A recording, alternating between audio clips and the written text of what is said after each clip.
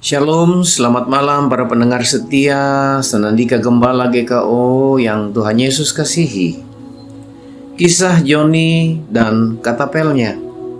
Ada seorang bocah laki-laki sedang berkunjung ke rumah kakek dan neneknya di pertanian mereka.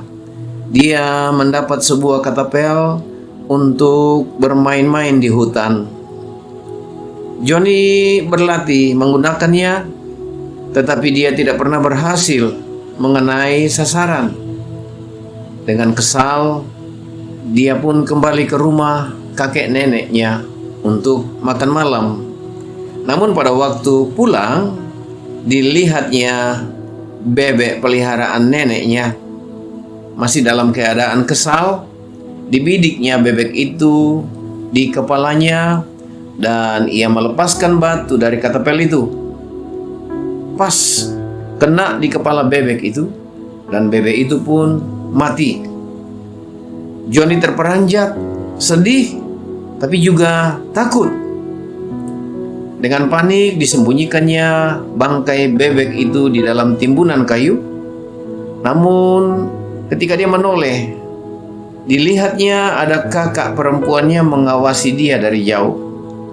Saling melihat semuanya, tetapi tidak berkata apa-apa.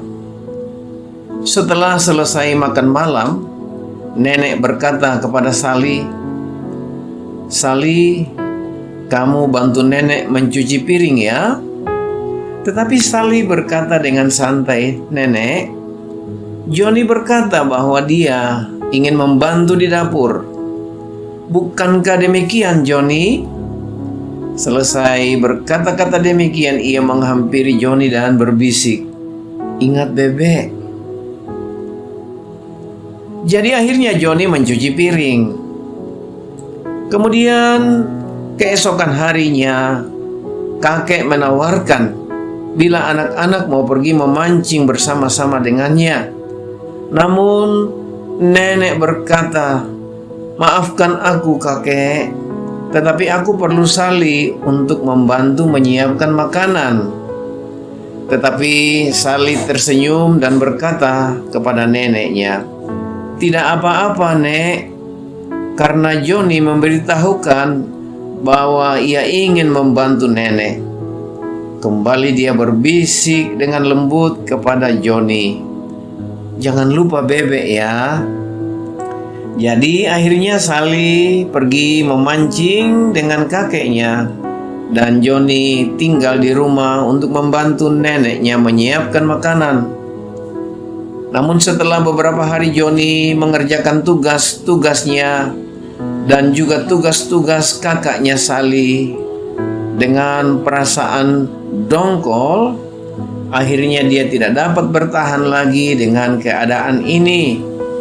Ia memutuskan untuk datang menemui neneknya, dan ia pun mengaku segala perbuatannya, dan tak lupa ia memohon ampun dari neneknya. Kemudian nenek berlutut dan merangkul Joni serta berkata, "Sayangku, aku tahu semua yang terjadi. Tidakkah kau lihat bahwa nenek berdiri di jendela dan melihat semuanya? Karena aku mencintaimu, aku memaafkanmu. Hanya nenek heran, berapa lama engkau akan membiarkan Sali memanfaatkan keadaanmu?" Saudaraku, kekasih Kristus, pesan singkat untuk kita malam ini. Cerita di atas mengajarkan kepada kita tentang mengampuni dan memaafkan. Sang nenek memilih untuk memaafkan Joni karena ia begitu mengasihi cucunya itu. Kasihnya kepada Joni lebih besar daripada apa yang telah dilakukan si Joni. Bukankah Kristus juga telah melakukan hal yang sama terhadap kita? Bahkan lebih besar dari apa yang dilakukan oleh sang nenek dan yang dapat kita bayangkan. Firman Tuhan di dalam Roma pasal 5 ayat 8 berkata, "Akan tetapi Allah menunjukkan kasih-Nya kepada kita oleh karena Kristus telah mati untuk kita ketika kita masih berdosa." Saya Pendeta Yohanes Ishak Latu Papua dalam Senandika Gembala GKO. Selamat malam.